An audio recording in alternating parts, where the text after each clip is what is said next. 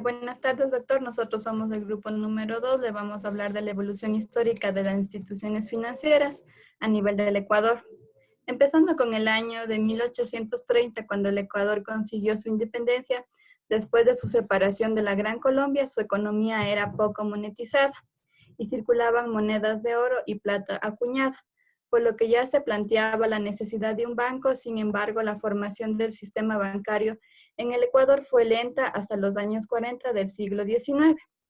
En el año 1832 se dictó por primera vez una ley de monedas en la República del Ecuador para regular la acuñación de dinero y plata. Esto se dio debido a la exportación de monedas, la falsificación y la emisión de billetes por parte de establecimientos particulares. También los proyectos de comerciantes del puerto como Horacio y José María Camaño para crear un banco no prosperaron debido a la exportación de cacao no era suficiente sólida para atraer los préstamos y negocios con el gobierno. En el año 1853 hubo una alza extraordinaria en el precio del cacao, lo que causó un impacto económico debido por el cual se crearon las condiciones para el establecimiento de un banco. A pesar del apoyo del Estado, no tuvo ningún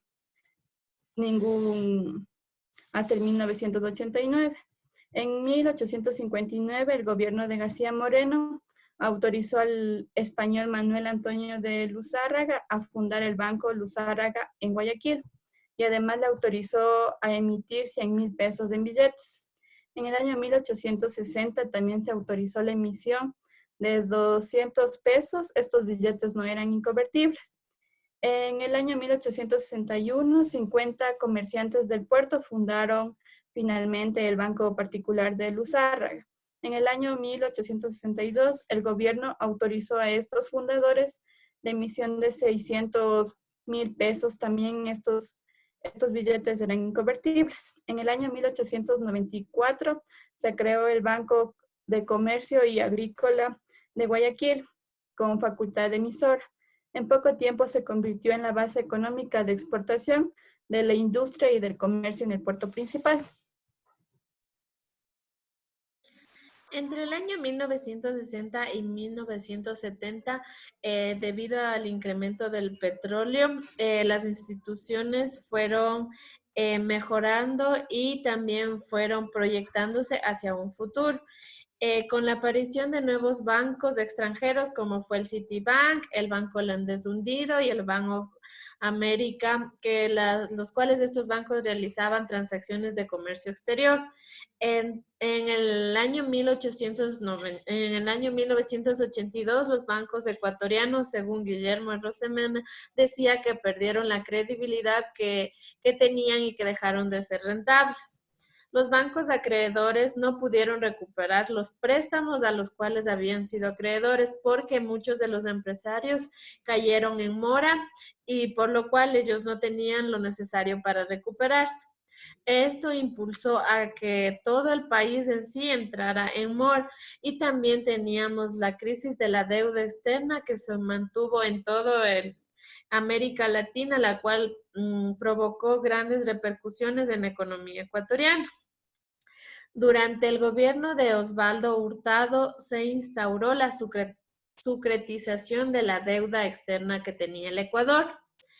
Nos dice que el gobierno ecuatoriano, por medio del Banco Central del Ecuador, contrajo el pago de la deuda externa privada ante los acreedores externos.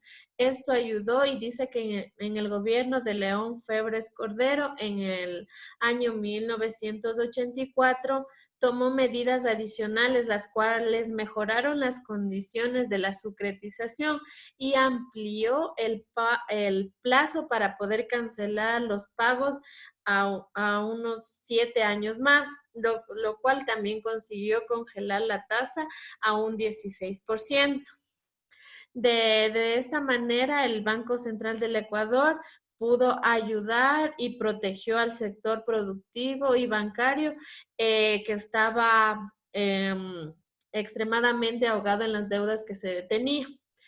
En el año 1980 y 1992, la Junta Monetaria, la Superintendencia de Bancos y el Banco Central del Ecuador aprobaron varios programas financieros y anticipos extraordinarios para rehabilitar los bancos que estaban con problemas de liquidez y con solvencias.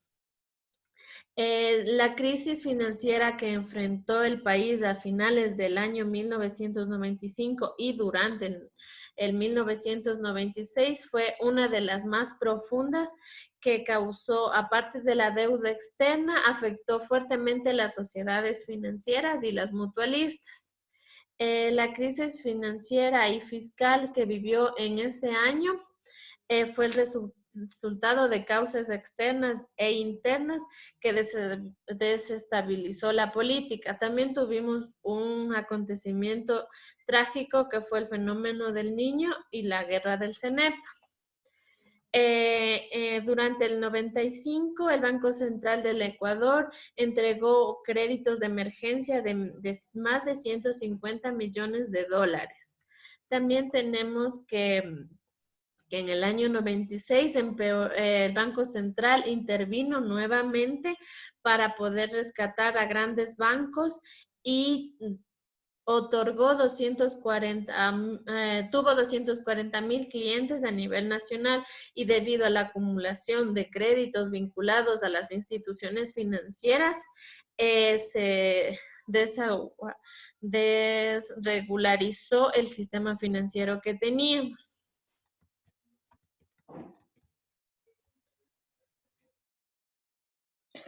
Bien, debido a esto, el déficit patrimonial del Banco Continental, las autoridades de la Junta Monetaria y del Banco Central del Ecuador aprobaron que se podría hacer un crédito subordinado por 485,000 millones de sucres. Esto en su entonces equivalía a 121 millones de dólares. Esto fue respaldado legalmente en la Ley General de Sistema de Instituciones Financieras, que estuvo vigente el 12 de mayo de 1994. En ese entonces fue ejecutado por el presidente Sixto Durán Ballén y cuyos autores fueron Alberto Dají como vicepresidente y Ana Lucía Armijos como presidenta de la Junta Bancaria de 1993 al 96. Este nuevo salvataje inició una crisis bancaria que se profundizó en el periodo de 1998 al 2000.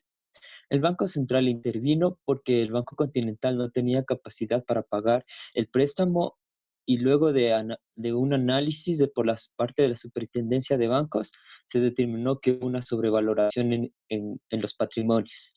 Estos porcentajes de la cartera vencida se incrementó de 3,2% a 5,3%. En el año de 1998, durante el periodo de gobierno de Yamil Mahuad y Gustavo Noboa, existieron muchos factores, tanto como nacionales e internacionales, que intervinieron para el origen de la mayor crisis bancaria y financiera de la historia económica del Ecuador. En esos años entonces se creó la AGD, Agencia de Garantía de Depósitos. Esta fue creada para depurar el sistema financiero a fin de garantizar los ahorros que el público tenía en cada uno de los bancos privados. A pocas horas de la creación de la AGD, justamente quiebra uno de los bancos más grandes de ese entonces, que era el Filambanco en el Ecuador. El salvataje Filambanco le costó al Estado alrededor de unos 700 millones de dólares para poder cubrir la pérdida financiera. Gracias.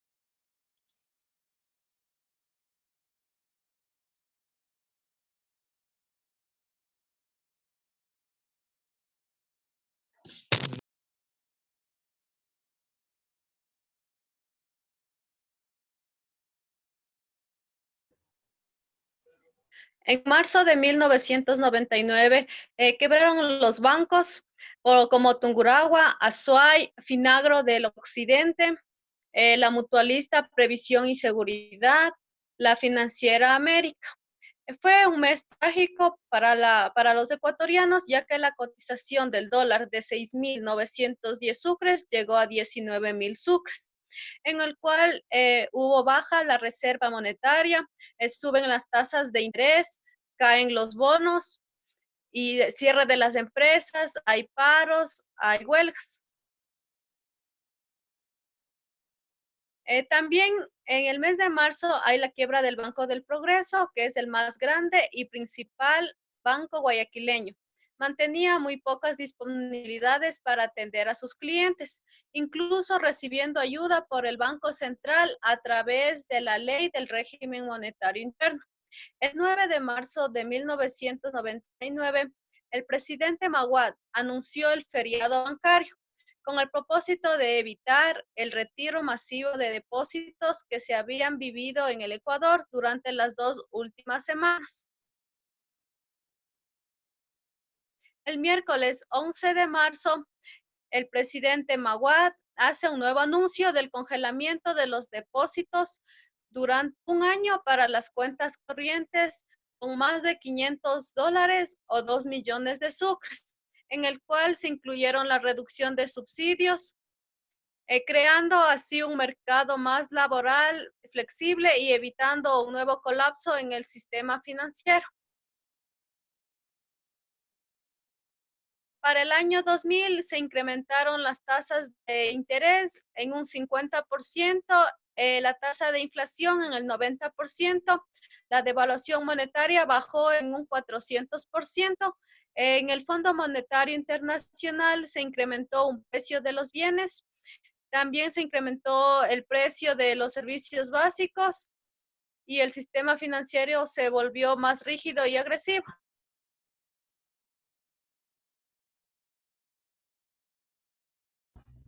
Continuando con la exposición, el fin del sucre como nuestra moneda nacional fue el resultado importante de la crisis. La implementación del dólar como moneda nacional tiene profundas repercusiones. La dolarización terminó con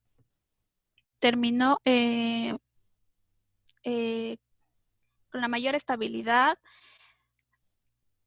en el sistema económico y financiero. Después del feriado bancario, el gobierno empezó el proceso de rehabilitación del sistema financiero. Se cerraron y fusionaron bancos, se procedió a la devolución de ahorros de los depositantes y también se iniciaron procesos judiciales en contra de los banqueros de las estafas bancarias. Durante el periodo de Correa, en los años 2007 hasta el 2013, se tomó la regulación de las actividades bancarias, con el propósito de reivindicar el derecho de los ciudadanos. Sin embargo, los banqueros insisten en que la cantidad de regulaciones impuestas afectan el patrimonio de las instituciones y han disminuido su rentabilidad. Entre las regulaciones que han disminuido la rentabilidad de los bancos están la fijación de tasas de interés, la gratuidad de los servicios financieros y mayor requerimientos de liquidez, entre nuevos impuestos. Entre las normas que más han impactado el negocio bancario se encuentran las siguientes. El 28 de diciembre del 2007 se reforma el sistema de tasas de interés. El 20 de octubre del 2008, la Constitución de Montecristi señala las actividades financieras como un servicio de orden público. El 22 de junio del 2009 se determinan por primera vez las tarifas máximas y básicas de servicios financieros y tarifas porcentuales. El 13 de octubre del 2011 se reforma la composición de los grupos financieros. El 21 de junio del 2012 se prohíbe la suscripción de garantías adicionales a la casa o vehículos dados en hipoteca o prenda. Y por último, el 21 de noviembre del 2012 se aprueba la Ley Orgánica de Redistribución del Gasto Social. Eso ha sido en cuanto a nuestra exposición acerca del sistema financiero en el Ecuador. A continuación vamos a visualizar un video de lo que es el sistema financiero ecuatoriano.